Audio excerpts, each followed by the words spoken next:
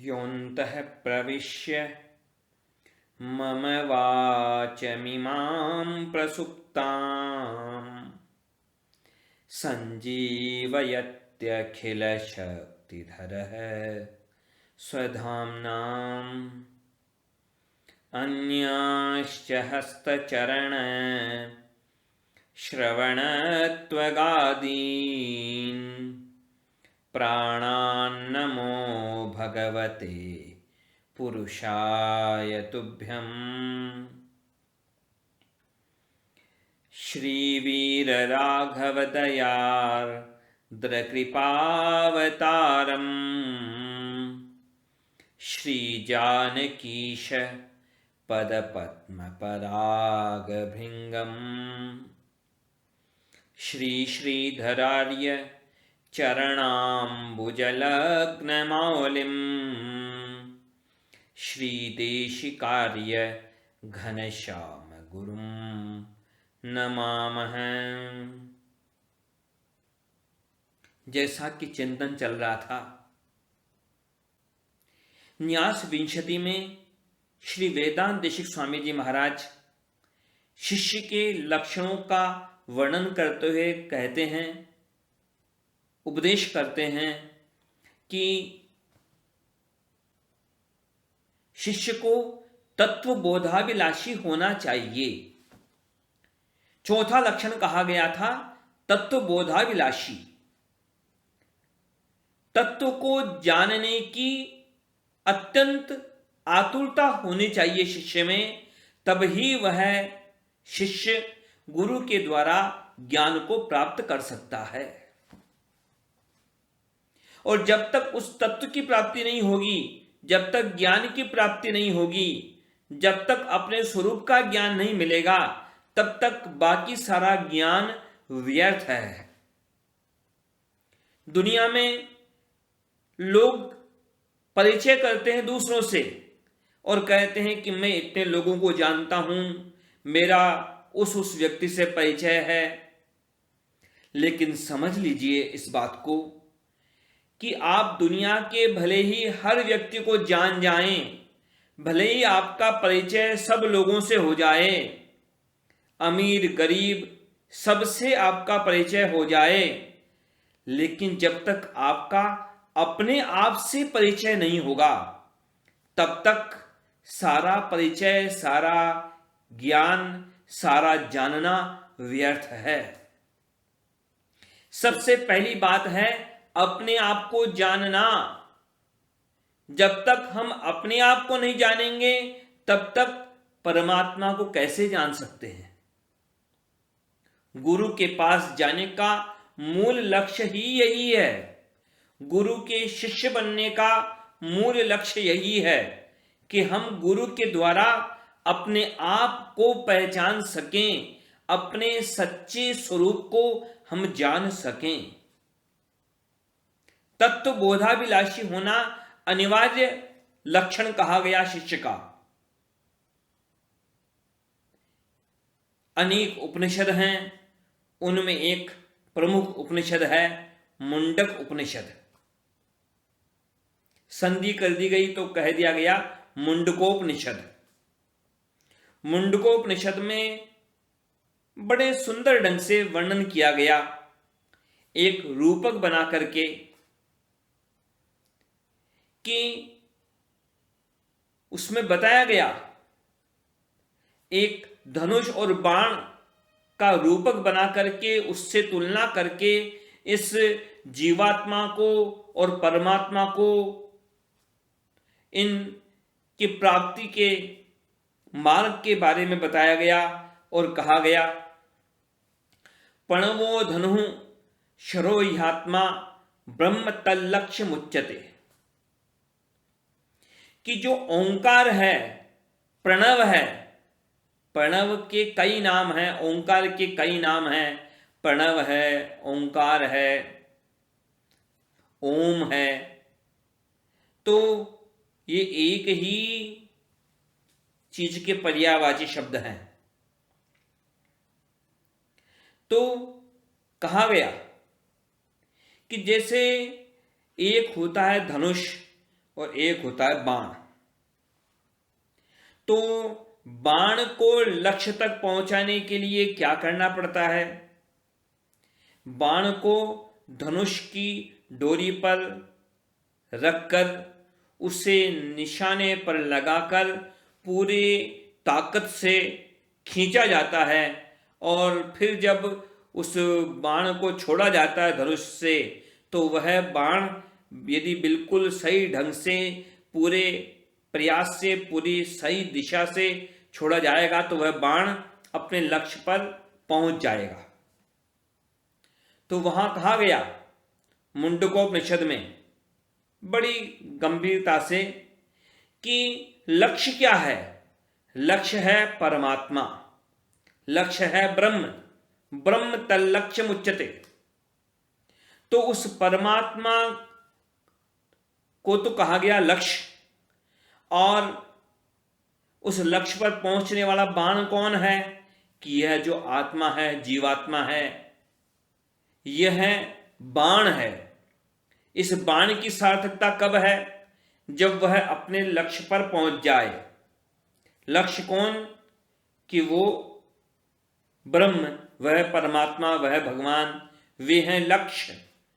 यह जीवात्मा जब भगवान के पास पहुंच जाए तब यह अपने लक्ष्य पर पहुंचा, तब यह अपने गंतव्य पर पहुंचा, तब यह सार्थक हुआ। पर कैसे पहुंचेगा? यह धनुष क्या है?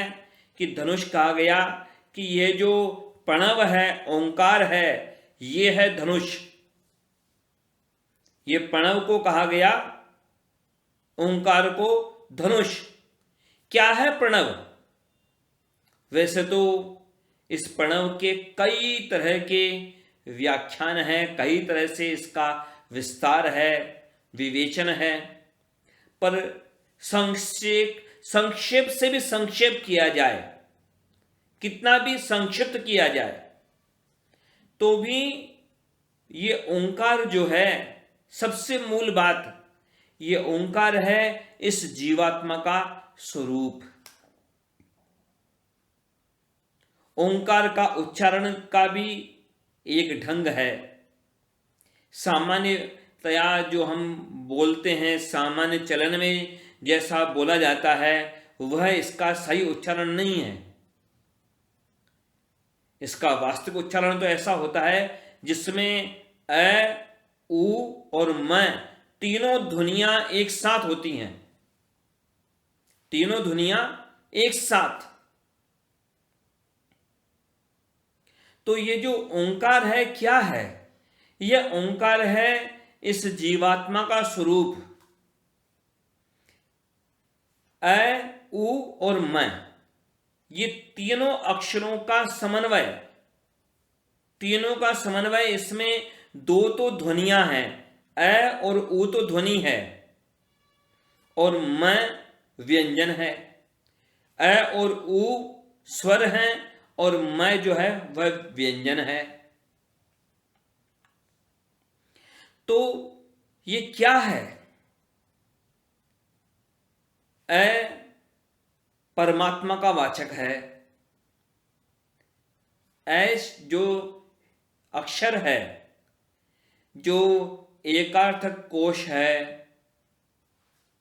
एक एकाक्षरी कोश है। एकाक्षरी कोश में अ का तात्पर्य क्या कहा गया? अ यानी परमात्मा, अ यानी भगवान। और म यानी कौन? कि म यानी यह जीवात्मा।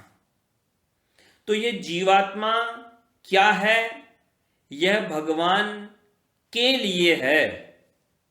यह जीवात्मा परमात्मा के लिए है। यह जीवात्मा परमात्मा का दास है।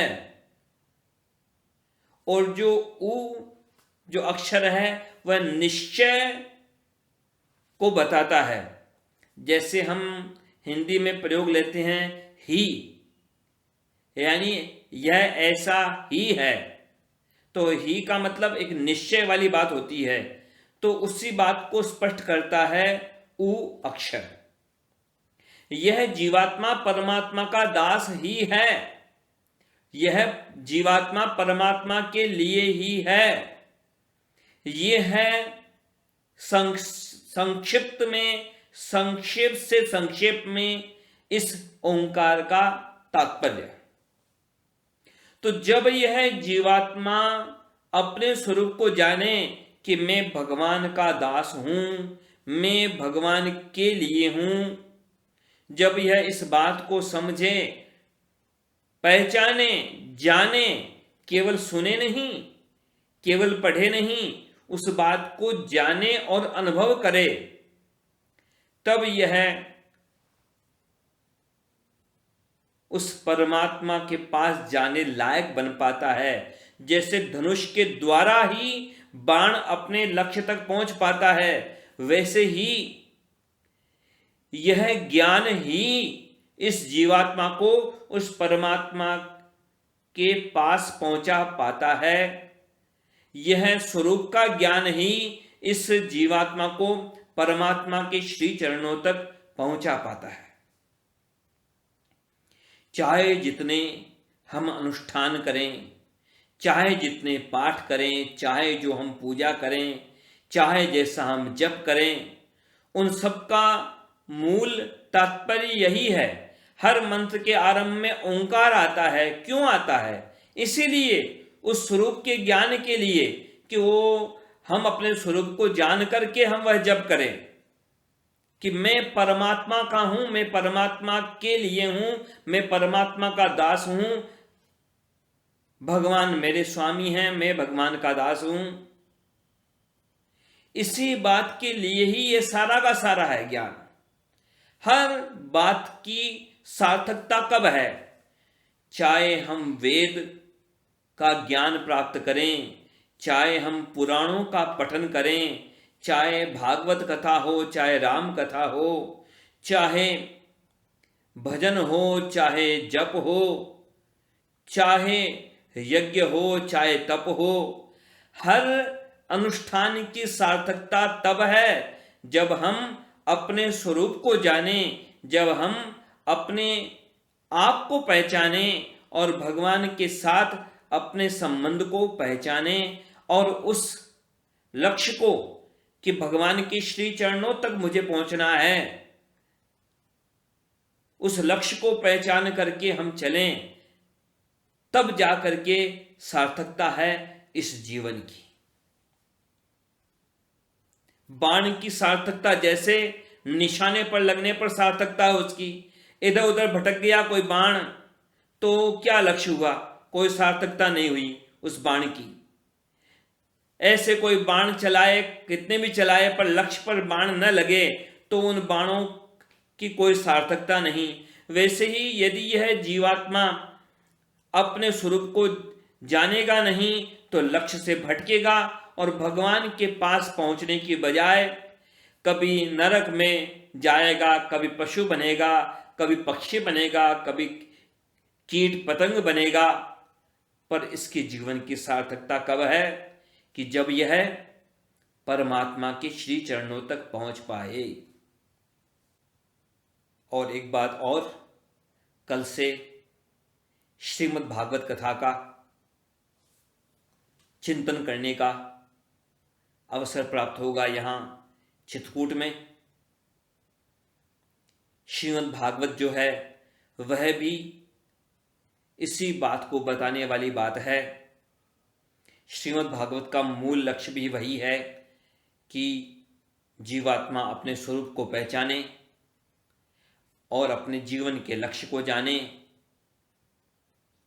शौनकादि ऋषियों ने जो पूछा था प्रश्न सूत जी से, तो यही पूछा था कि ऐसा उपाय बताइए आप कि जिससे भक्ति, ज्ञान, वैराग्य, इन तीनों की प्राप्ति कराने वाला विवेक प्राप्त हो, माया और मोह मिटे, जो पावन से भी पावन है, जो भगवान की प्राप्ति कराने वाला जो साधन है, ऐसे साधन के बारे में बताइए। भक्ति ज्ञान विराग आप तो विवेको वर्धते महान, माया मोह निरासश्च वैष्णवैः क्रियते कथम। श्रेयसां यद्भवेत् श्रेयः पावनानां च पावनम कृष्ण प्राप्तिकरम शश्वत साधनम तद्वदाधुना। वहाँ शौनकादि 88,000 ऋषियों ने भी यही पूछा सूत जी महाराज से, और राजा परीक्षित ने भी भगवान सुखदेव से क्या पूछा कि जिसकी मृत्यु निकट है, जिसका जीवन सीमित है, ऐसे का जीवन कैसे सार्थक हो, इसका उपाय बताइए आप। जीवन कैसे हो सार्थक? तो यह तो सबके साथ है स्थिति। हम सबका जीवन कैसे सार्थक हो, करेंगे चिंतन श्रीमद् भागवत का भी, और बाकी क्रम जैसा रहेगा। जय श्रीमन नारायण।